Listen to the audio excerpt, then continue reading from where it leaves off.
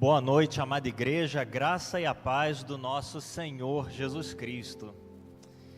Privilégio nós temos de estar na casa do Senhor, do nosso Senhor, mais uma vez durante a semana, em comunhão, louvando ao nosso Senhor, mas também ouvindo a sua voz por meio da palavra anunciada.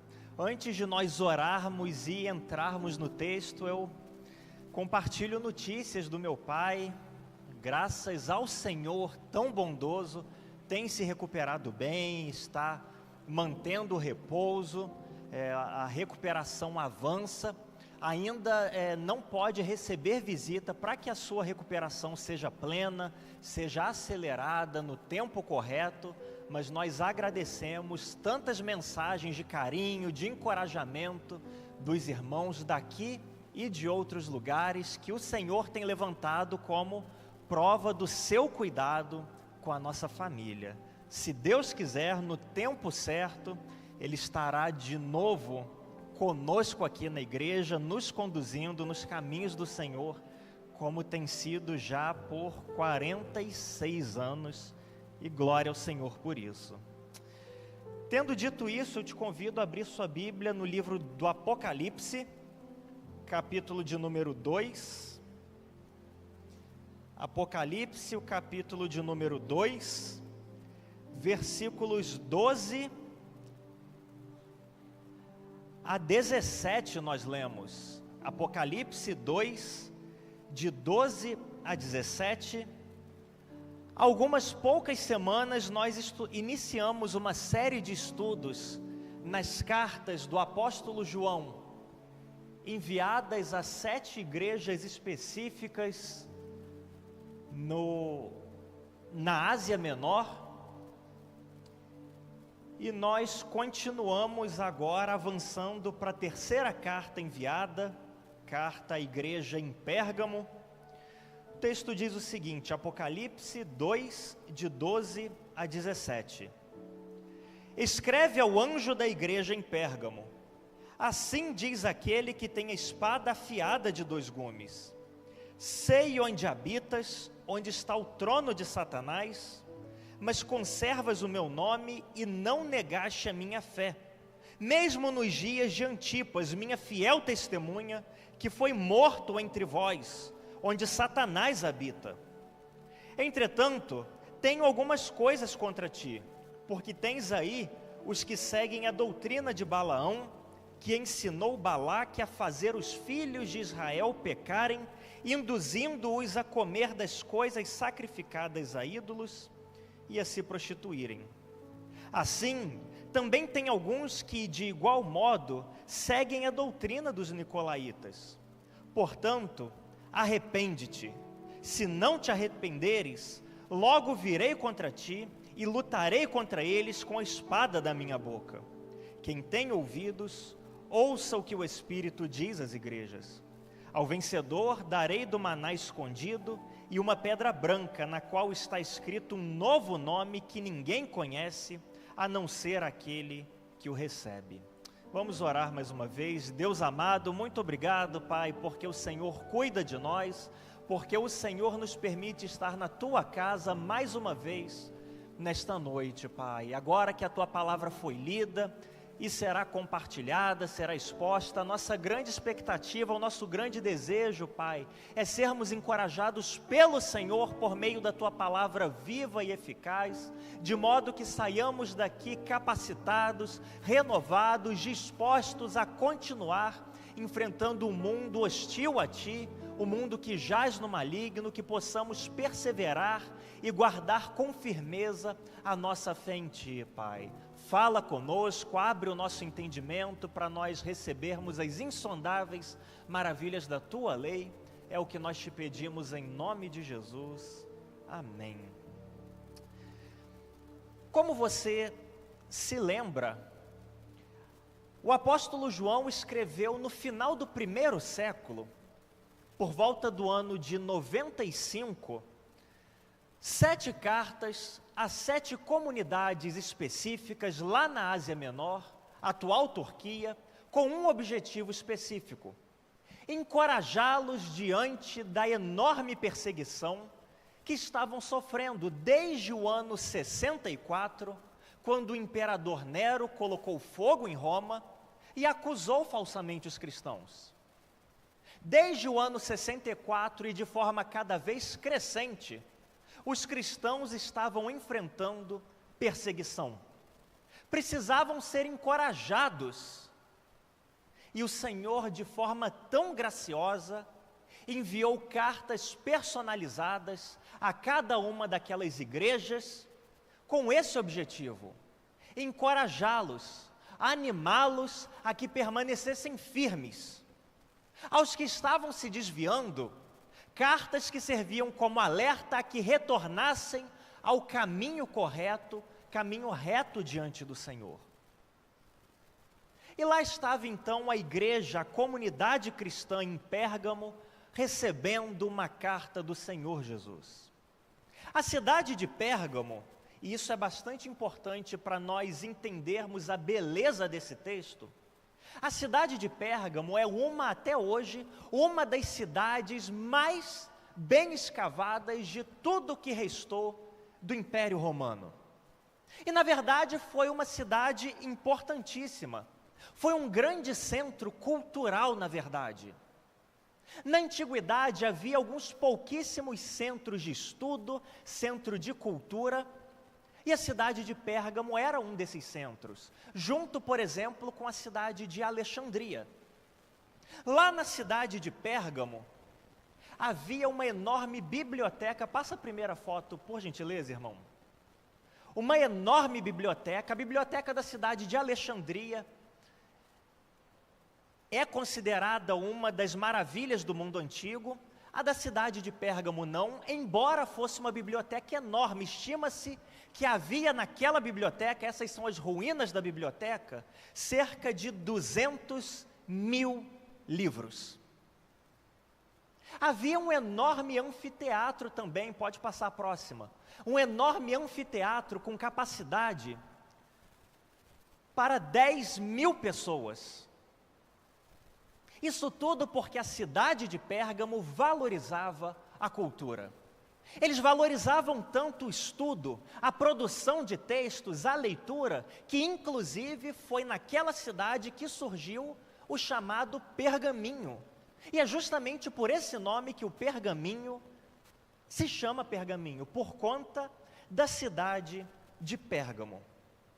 Bem antes do nascimento de Jesus, a cidade de Pérgamo era a capital do Império Pergameno, o Império Pérgamo, que ficava naquela região.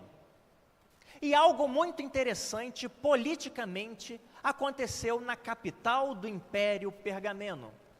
O rei Átalo, rei do Império Pergameno, ele fez um acordo com Roma e recebeu o direito de dominar toda a Ásia Menor. E a sede do seu trono era naquela cidade. Ele dominava toda a Ásia Menor, região onde estão todas as 7 igrejas, e a sede do seu império era na cidade de Pérgamo. Mas o seu neto, depois da sua morte, quando assumiu o poder, ele fez algo muito curioso. Sabendo que a hora da sua própria morte, o rei Átalo III, sabendo que a hora da sua morte se aproximava, ele escreveu um testamento, deixando a cidade, na verdade todo o império de Pérgamo, de herança, de volta para o Império Romano. Foi o fim do Império Pergameno. Naquele momento, a cidade, e na verdade toda a Ásia Menor, cuja sede era em Pérgamo, voltou a pertencer ao Império Romano. E isso foi muito importante para todo o Império Romano. Pode passar a próxima foto, por gentileza. Isso foi extremamente importante, porque quando nós olhamos para o mapa, nós percebemos que a Ásia Menor é cercada por mares em 3 lados. Ao norte, o Mar Negro. Ao sul, o Mar Mediterrâneo. E no ocidente, o Mar Egeu. Quando Roma recebeu como herança todo aquele império pergameno, a Ásia Menor de volta, Isso significava que todos os portos de acesso à Ásia Menor pertenceriam, estariam sob o domínio do Império Romano. A cidade de Pérgamo era uma cidade que tinha uma agricultura muito forte. Tão forte que no ano de 92 depois de Cristo, 3 anos antes de João escrever a sua carta, o imperador Domiciano ordenou que todas as plantações, todas as vinícolas da cidade, do Império Pergameno, da cidade de Pérgamo, fossem cortadas e queimadas, para que não oferecessem competição e concorrência às uvas plantadas em Roma. Era uma cidade muito bem desenvolvida, que passou por uma história muito interessante. 300 anos, na verdade 400 anos quase, antes de João escrever essa carta, quem dominava o mundo era um imperador muito conhecido chamado Alexandre o Grande. Pode passar a próxima foto, por gentileza, irmão. Alexandre o Grande conquistou grande parte, é o próximo mapa, por favor. Alexandre o Grande conquistou grande parte do mundo antigo conhecido.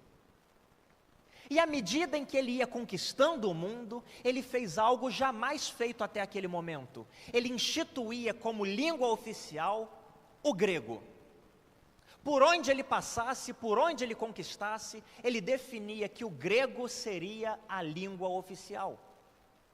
E desde esse momento, século 3 a.C., nós já vemos a mão do Senhor preparando o cenário mundial para o recebimento do Evangelho, para a difusão do Evangelho, porque haveria apenas uma única língua, o grego espalhado em todos os lugares, que facilitaria a comunicação e o avanço do Evangelho.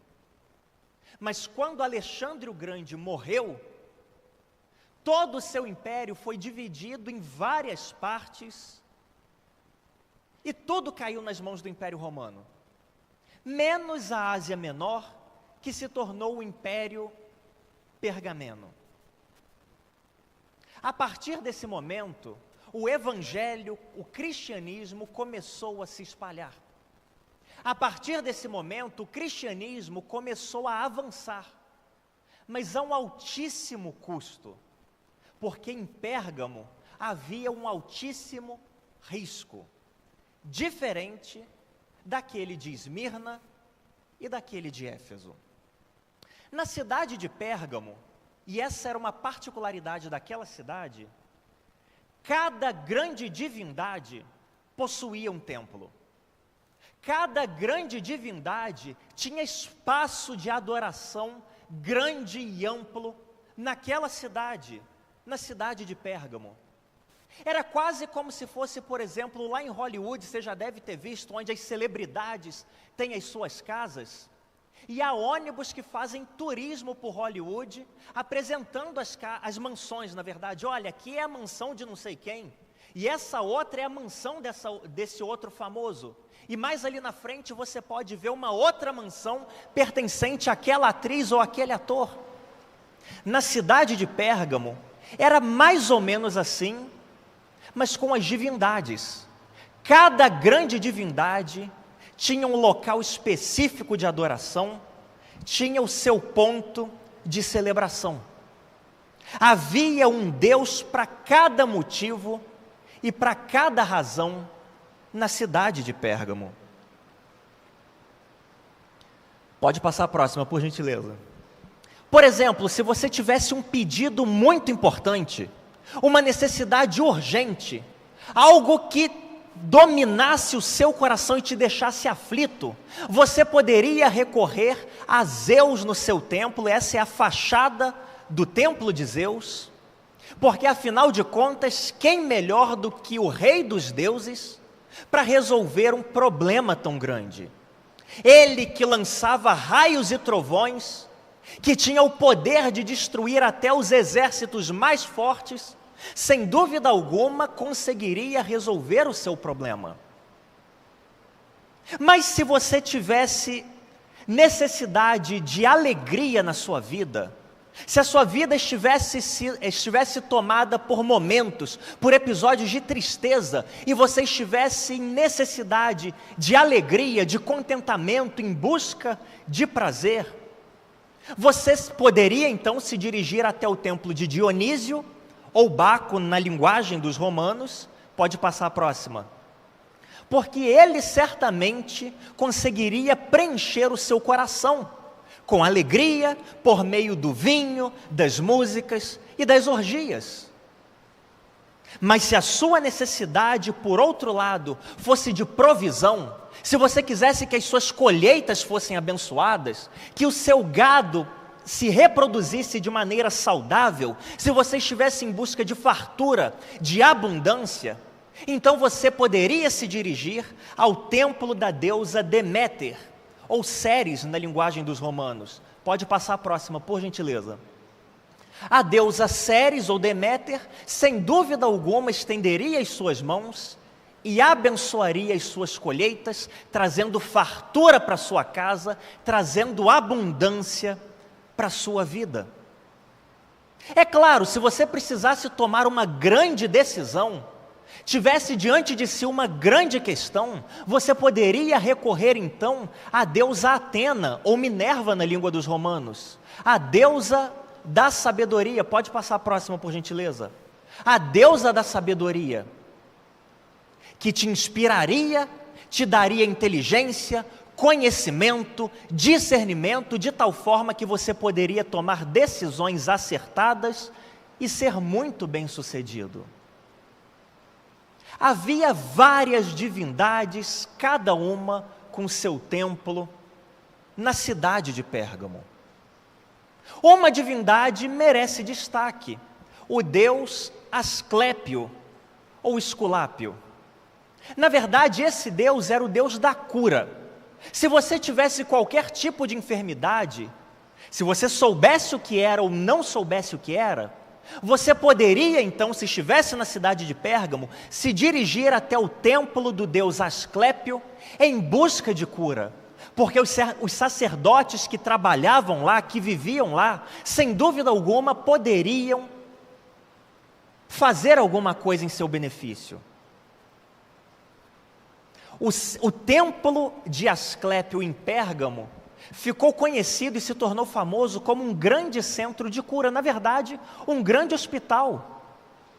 Os ritos que aconteciam lá, realizados pelos sacerdotes, eram muito famosos, embora estranhos aos nossos olhos, porque aqueles sacerdotes realizavam as suas curas, os seus atendimentos, por meio do uso de serpentes. Pode passar a próxima foto, por gentileza.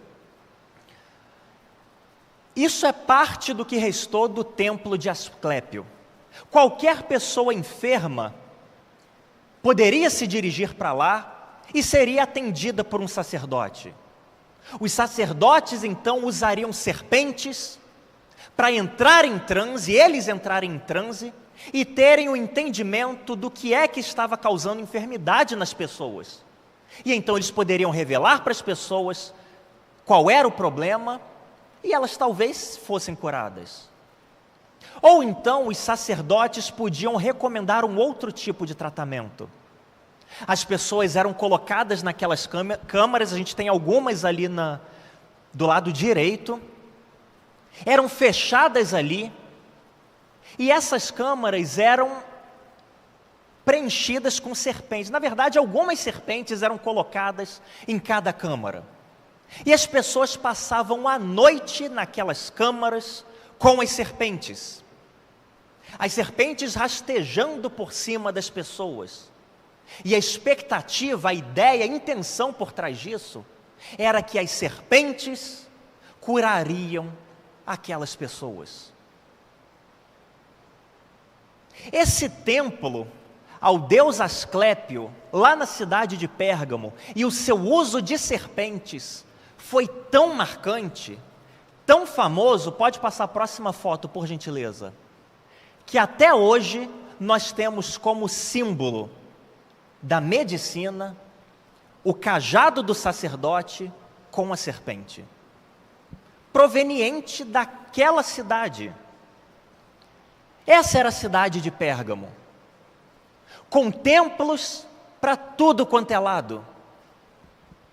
Templo à deusa da sabedoria, ao Deus dos deuses, à deusa que provê com fartura em abundância, ao Deus da cura, templos e mais templos. E nesse contexto, Jesus escreve a um grupo de cristãos que vivia naquela cidade. O Cristo poderoso, o Cristo exaltado, sabia exatamente a dificuldade que os cristãos na cidade de Pérgamo enfrentavam num contexto tão religioso que se dobrava, onde as pessoas se dobravam a deuses pagãos. Lembre-se, Cristo passeia por entre as igrejas, olhando para cada uma com atenção, zelando por cada uma. No meio ou numa cidade onde tantos deuses têm um lugar de assento, onde tantos deuses têm o seu trono, Cristo logo reconhece: sei onde habitas, onde está o trono de Satanás. Versículo 13. Com isso, Cristo está querendo dizer: olha, cristãos, servos fiéis, no meio de tantas divindades, o trono principal, a principal preocupação de vocês, é o trono do próprio diabo, que se manifesta por meio da adoração a tantos deuses. Sei onde habitas, onde está o trono de Satanás. Imagine você a dificuldade dos cristãos, daqueles que eram judeus e haviam se convertido, reconhecendo o Senhor Jesus como único e suficiente Salvador. Imagine, por exemplo, que eu e você somos judeus e nós moramos em Pérgamo.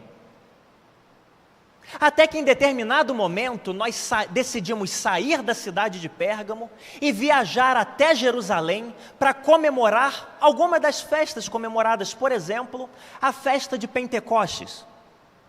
Nós viajamos então desde Pérgamo até Jerusalém com esse objetivo de celebrar a festa de Pentecostes, mas chegando lá, nós ouvimos falar de um certo Jesus, de alguém que, embora já tivesse morrido, deixou seus discípulos.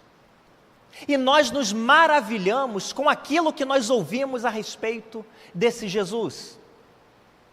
Nós ouvimos falar a respeito dos seus ensinamentos, da sabedoria que ele tem. Nós ouvimos falar dos milagres que ele realizou. Nós ouvimos falar das curas que ele efetuou, dos mortos que ele ressuscitou. O nosso coração é preenchido de alegria, de tal forma que nós reconhecemos: Jesus Cristo é o Senhor. Glória a Deus! Em Jerusalém nós testemunhamos os discípulos dos discípulos, realizando milagres, levando adiante tudo aquilo que o Mestre havia ensinado anos antes. E nós nos maravilhamos com todo aquele ensinamento. Os nossos olhos são abertos e nós reconhecemos: só Jesus Cristo é o Senhor. Nós voltamos para casa então, viajamos de volta de Jerusalém até Pérgamo, radiantes porque nós encontramos aquele que é o Senhor dos senhores, aquele em quem habita corporalmente toda a plenitude da divindade. Nós estamos radiantes porque nós encontramos aquele que é a fonte da verdadeira sabedoria, aquele em quem estão escondidos todos os tesouros da sabedoria e do conhecimento. Nosso coração está radiante no caminho de volta, porque nós encontramos aquele que é a fonte da verdadeira alegria, que nos preenche de tal forma que, independente das circunstâncias, a centelha da alegria sempre está viva nos nossos corações. Nós estamos radiantes porque nós conhecemos e encontramos aquele que veio para nos dar vida plena, vida abundante. Nós estamos radiantes porque encontramos aquele que nos cura de todas as nossas feridas. Na verdade, por meio das feridas dele nós fomos sarados. Estamos radiantes voltando de Jerusalém para Pérgamo. Mas ao chegar na frente da cidade de Pérgamo, ao cruzar os portões da cidade, nós nos damos conta de uma coisa: não vai ser fácil ser cristão nessa cidade. Nos mantermos firmes e fiéis ao Senhor na cidade de Pérgamo, na verdade vai representar um enorme desafio, porque ter encontrado Jesus significa que nós estamos em oposição a cada uma daquelas divindades. Ser cristão significa que nós reconhecemos que Jesus é o Senhor dos senhores e não Zeus. Nós reconhecemos que toda sabedoria emana de Cristo e não de Atenas. Nós reconhecemos que toda alegria vem do Senhor e não de Dionísio. Nós reconhecemos que quem pode prover com fartura e abundância na nossa vida é Cristo e não Deméter. Quem pode nos curar física, emocional e espiritualmente é Cristo e não Asclépio. Ser cristão na cidade de Pérgamo significava enfrentar julgamento de todos os lados. Não faríamos mais parte da sinagoga. Seríamos, na verdade, tomados e rotulados como hereges, como blasfemos pelos judeus. Seríamos tidos como ateus pelos romanos, porque afinal de contas não reverenciamos mais nenhum daqueles deuses. Estaríamos em lugar nenhum, fora de qualquer grupo religioso, numa terra de ninguém, exatamente onde está o trono de Satanás. Ser um seguidor de Jesus na cidade de Pérgamo afetava toda a vida de uma pessoa. Afetava o seu conforto, afetava a sua paz, inevitavelmente afetava os seus relacionamentos, afetava a sua prosperidade, afetava a sua posição. Não havia uma parte sequer da vida de uma pessoa, uma faceta, um aspecto sequer da vida de uma pessoa que decidisse seguir a Jesus. Toda a vida de uma pessoa era afetada pela decisão de se curvar apenas diante de Cristo e não de nenhuma dessas outras divindades. Na verdade, a própria vida de uma pessoa que se rendesse a Cristo estava em risco. Esse era o contexto da cidade de Pérgamo. Essa era a realidade daqueles cristãos que receberam essa carta. Mas mesmo vivendo no lugar onde está o trono de Satanás, mesmo vivendo na casa do diabo, eles permaneciam firmes. Jesus reconhece que mesmo em face da perseguição, eles perseveravam. Versículo 13 continua dizendo: conservas o meu nome e não negaste a minha fé. Conservas o meu nome e não negaste a minha fé. Mesmo sendo taxado de blasfemo, de herege, mesmo sendo tido como ateus, como pessoas que não honram os deuses, lá estavam os cristãos, conservando firmes a fé, se mantendo fiéis a Deus. Alguns chegaram inclusive a pagar com a própria vida por conta dessa fidelidade. O texto diz não negaste a minha fé, mesmo nos dias de Antipas, minha fiel testemunha, que foi morto entre vós, onde Satanás habita. Alguns chegaram a pagar com a própria vida. O Império Romano era muito grande, de tal forma que era dividido em regiões, em consulados, em províncias. O centro, a sede do governo romano na região da Ásia Menor, ficava justamente na cidade de Pérgamo. O centro local do Império Romano ficava na cidade de Pérgamo. E lá dizia-se que o governador tinha o direito de espada. Isso significava dizer que pela espada dele, ele decidia quem vivia, pela espada dele, ele decidia quem morria. Na verdade, esse poder do governador, esse direito de espada, era tão forte, que quando o governador saía na rua, a sua espada era levada em exibição à sua frente, para que fosse demonstrada, vista por todos, como que dizendo: esta é a espada que decide quem vive e quem morre.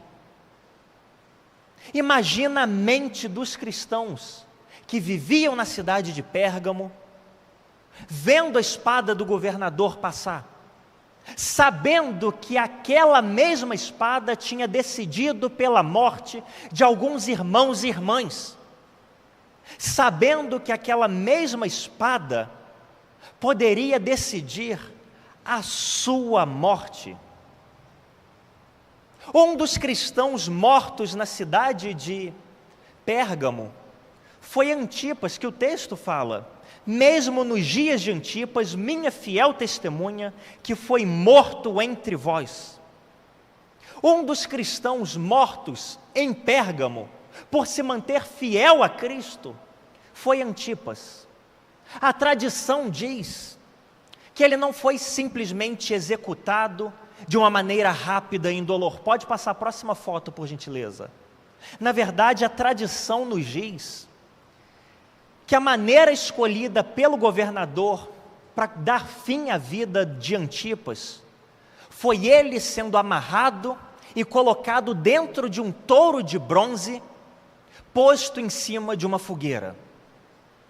Na verdade, essa imagem é ilustrativa. Esse tipo de touro era usado em torturas de fato e execuções antigamente, mas não era um touro aberto em que as pessoas ficavam de pé. As pessoas eram postas dentro e ficavam fechadas no touro, que era posto então em cima de uma fogueira. A tradição diz que Antipas morreu dessa maneira, dentro de um touro de bronze, em cima da fogueira. Mas mesmo assim, não negou a sua fé. Como muitos cristãos, irmãos e irmãs nossos, fizeram, mesmo sob risco da própria vida, mesmo diante da possibilidade de morte, não negaram a sua fé, se apegaram com firmeza. Alguns cristãos lá se mantinham firmes com tal intensidade, que acredita-se que o hino que Paulo citou aos cristãos em Filipenses teve origem lá na cidade de Pérgamo, quando ele disse: Deus exaltou a Cristo sobremaneira e lhe deu o nome que está acima de todo nome, para que ao nome de Jesus se dobre todo o joelho dos que estão no céu, na terra e debaixo da terra, e toda língua confesse que Jesus Cristo é o Senhor, para a glória de Deus Pai. Imagina os cristãos em Pérgamo, no meio de tantas divindades, se levantando e declarando com ousadia: há um que foi exaltado sobre todos, há um nome que está acima de todo nome, e a esse um, todo joelho vai se dobrar, sejam aqueles que estão no céu, na terra e debaixo da terra. Toda língua vai confessar que Jesus Cristo é o Senhor. Que ousadia daqueles cristãos, que perseverança daqueles cristãos. Mesmo em face da morte iminente, vendo a espada do governador passar de um lado para o outro, permaneciam firmes. Não se curvavam diante de Zeus, de Dionísio, de Deméter, de Atena, de Asclépio ou de qualquer outra divindade. Nem que tivessem que morrer. Mas a realidade é que nem todos os cristãos, não foi 100% dos cristãos, que se mantiveram firmes com essa intensidade, que se apegaram a Cristo de tal modo a não abrir mão da sua fé. Diante de tanta perseguição, alguns cristãos começaram a ficar balançados. Alguns cristãos começaram a sucumbir e a desanimar diante da perseguição. Alguns cristãos estavam cansados demais de ser discriminados, de ser rejeitados, de viver sob risco, de ter seus relacionamentos interrompidos, de serem marginalizados, de serem ameaçados. Alguns cristãos começaram a pensar e a imaginar se não havia alguma forma de se manterem fiéis a Cristo, sem ter esse tipo de prejuízo. De se manter fiéis a Cristo, sem causar incômodo e desconforto no mundo. Alguns cristãos começaram a imaginar se era possível se manterem fiéis a Cristo, sem necessariamente abrir mão de tudo aquilo que o mundo esperava, que o mundo exigia deles, para que pudessem ter uma vida normal, participando do dia a dia da cidade. E partindo desse pensamento, alguns cristãos começaram a imaginar, bom, talvez eu consiga me manter fiel a Cristo,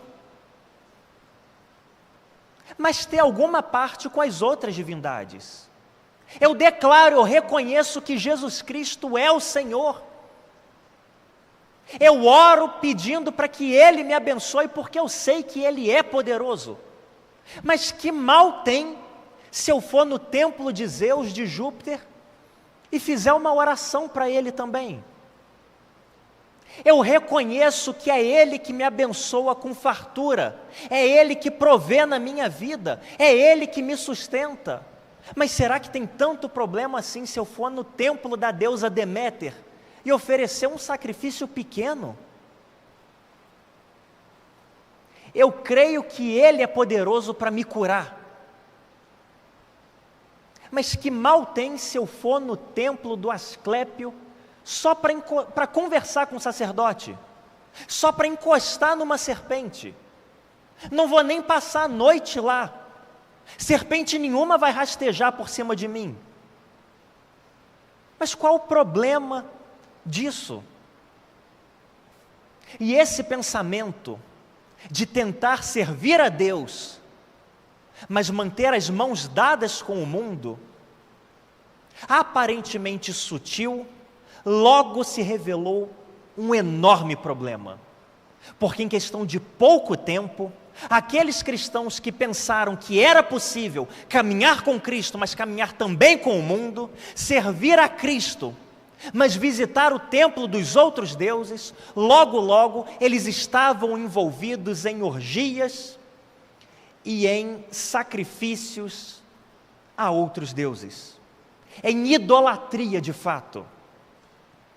É o que o texto continua dizendo, versículo 14: entretanto, tenho algumas coisas contra ti, porque tens aí os que seguem a doutrina de Balaão, que ensinou Balaque a fazer os filhos de Israel pecarem, induzindo-os a comer das coisas sacrificadas a ídolos e a se prostituírem. Assim também tem alguns que de igual modo seguem a doutrina dos nicolaítas. Aquilo que começou como uma simples tentativa de conciliar Cristo e o mundo, terminou como uma grande tragédia, onde eles se envolviam em orgias que eram, como se orgia já não fosse ruim o bastante, orgias que eram, na verdade, cultos a divindades pagãs.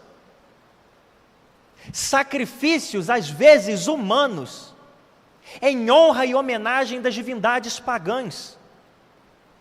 A referência que Cristo faz é a Balaão, lá no livro de Números, o capítulo 22 a 24, que ensinou, que levou os filhos de Israel, o povo de Deus, a se envolver com as mulheres moabitas, e em questão de pouquíssimo tempo, o povo de Deus, separado pelo Senhor, se deixou levar de tal forma que estava envolvido em prostituição com povos pagãos. É exatamente isso que Cristo está falando. No caso de Balaão, lá no Antigo Testamento, pelo fato de o povo de Deus ter se envolvido com as mulheres pagãs e se prostituído com elas, como juízo de Deus, 24.000 homens israelitas morreram. O que Cristo está falando é, gente, isso está acontecendo de novo. Claro que muitos perseveram firmes, não negaram a minha fé, mas há alguns que estão tentando caminhar de mãos dadas comigo e com o mundo. E se você está tentando andar de mãos dadas comigo e com o mundo, você é como aqueles de Balaão. Isso não pode acontecer. Essa carta, a carta à igreja de Pérgamo, deixa muito claro que é sempre um problema, quando um cristão, quando o povo de Deus pensa que é possível caminhar com Cristo e com o mundo. Sempre é um problema, mais do que isso, sempre é abominável diante do Senhor, quando o cristão pensa que é possível caminhar com Cristo e com o mundo. Foi esse o problema na época de Balaão. Foi esse o problema na cidade de Pérgamo.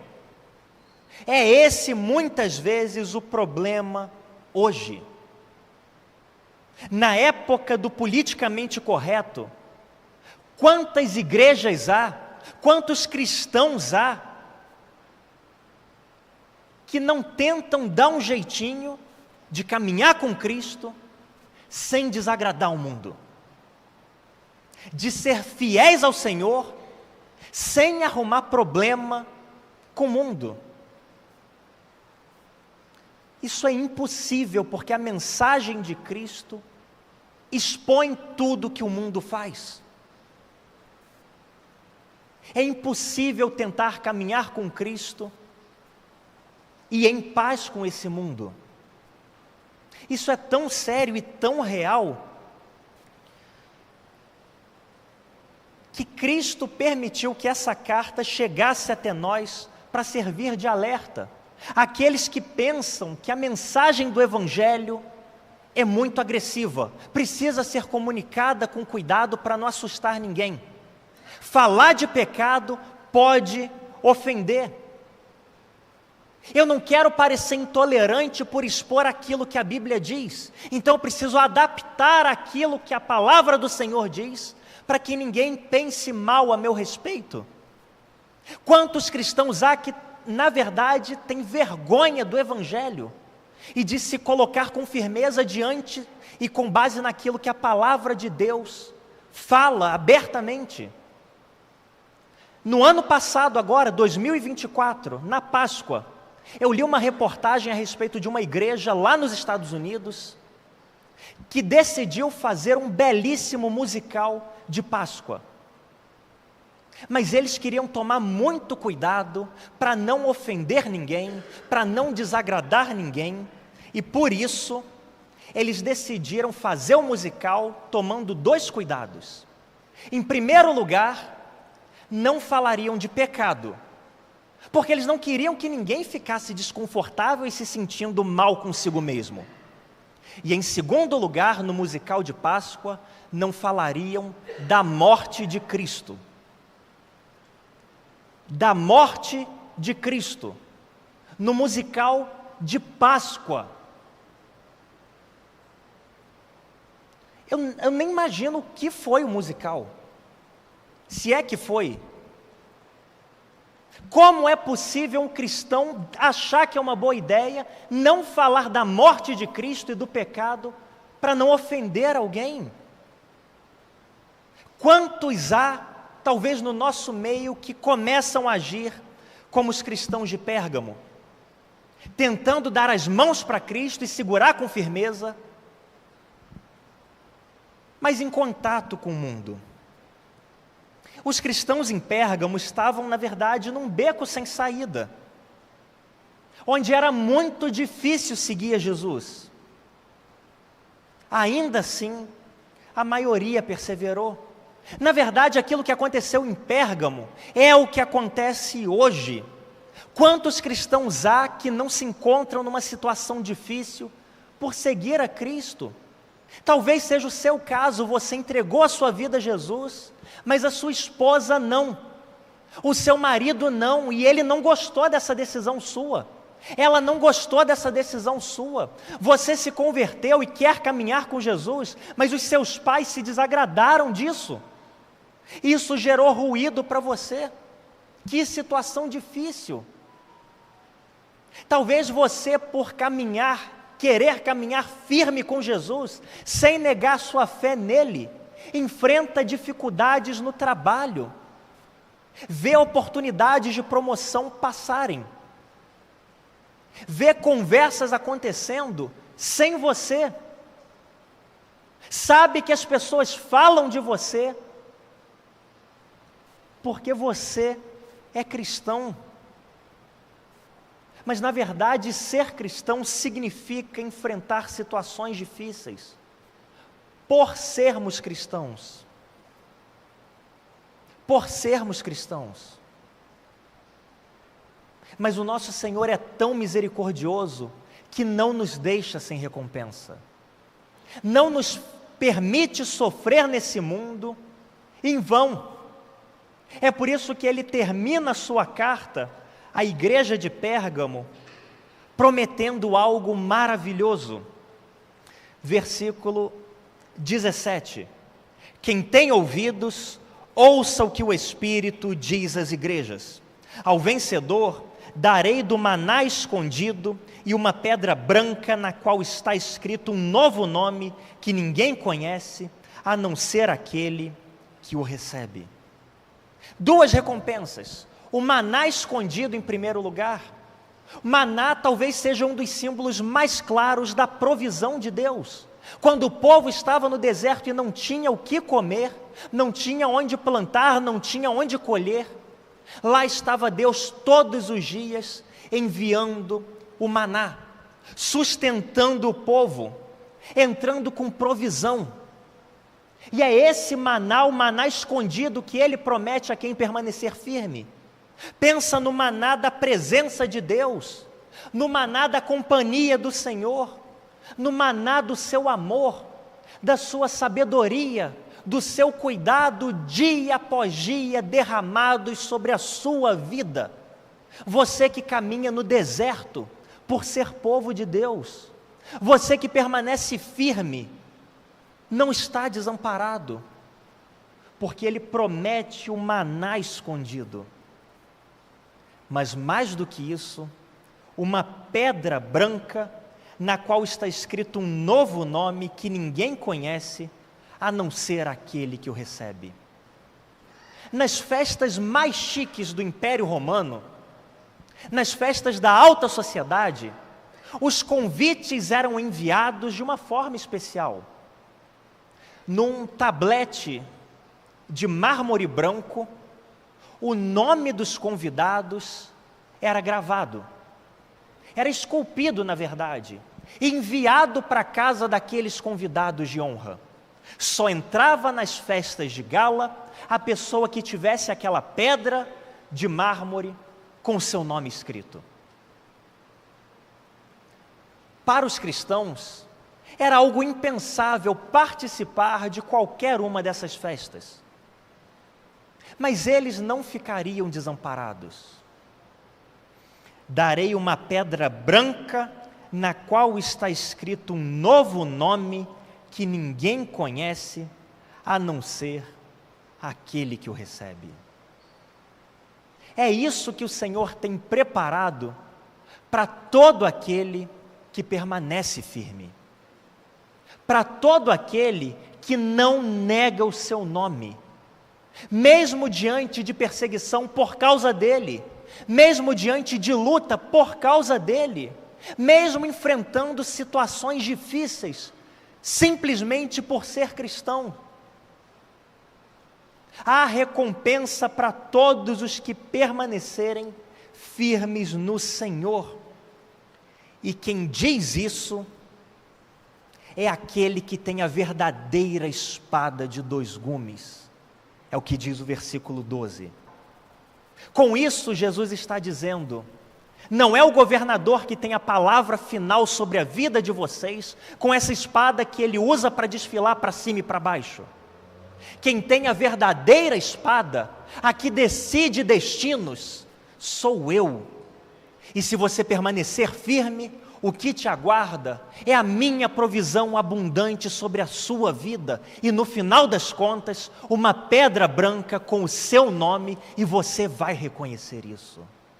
Que o Senhor nos ajude a permanecer fiéis, firmes a Ele, mesmo diante da morte, sem negarmos o seu nome.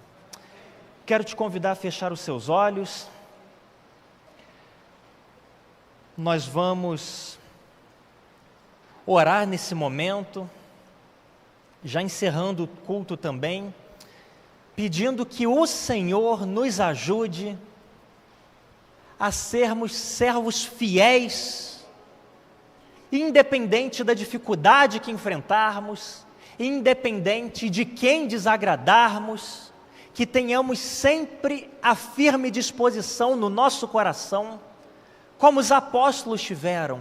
Importa antes obedecermos a Deus do que aos homens. Deus amado, nós te louvamos, Pai, pela tua preciosa palavra que foi lida e compartilhada nessa noite. Te louvamos pela vida daqueles irmãos e irmãs nossos que viveram há tanto tempo lá na cidade de Pérgamo, que sofreram por amor de Ti, Pai. Muito obrigado, porque o Senhor deixou a sua história registrada para nós, para que fôssemos inspirados e encorajados por meio da vida deles, Pai. A nossa oração é que o Senhor nos encha do Teu Espírito Santo, de tal forma que possamos ter essa firmeza no nosso coração, a ponto de não negarmos o Teu nome diante dos nossos amigos, diante dos nossos familiares, diante das possibilidades de prejuízo, diante dos desconfortos que talvez o mundo sinta, por não receber ao Senhor, que possamos sempre, sempre, sempre permanecer firmes e fiéis a Ti, e a Ti somente, Pai, com a certeza de que o Teu maná virá sobre as nossas vidas, que a Tua provisão nos cobrirá dia após dia, suprindo as nossas necessidades, e de que no final das contas receberemos uma pedra branca com um novo nome gravado, nome que o Senhor nos dá, Pai. Não permita que nada roube a mensagem desse texto, tudo aquilo que foi compartilhado dos nossos corações, mas que, pelo contrário, o Teu Espírito Santo nos leve à reflexão e à consideração de tudo aquilo que o Senhor deixou registrado para nós, Pai. Nos leva em paz para as nossas casas agora, que chegamos ao final desse culto, nos dá uma noite de descanso abençoada por Ti, e um restante de semana na Tua presença, e desde já, Pai, prepara os nossos corações para tudo aquilo que receberemos da Tua parte no próximo domingo, no dia do Senhor, Pai. E agora nós oramos dizendo que o amor de Deus, o nosso Pai, a graça salvadora de Cristo Jesus, e a doce consolação do Espírito Santo conosco sejam, e com todo o povo de Deus pela face da terra espalhado, desde agora e para todo sempre. Amém e amém. Que o Senhor te abençoe abundantemente.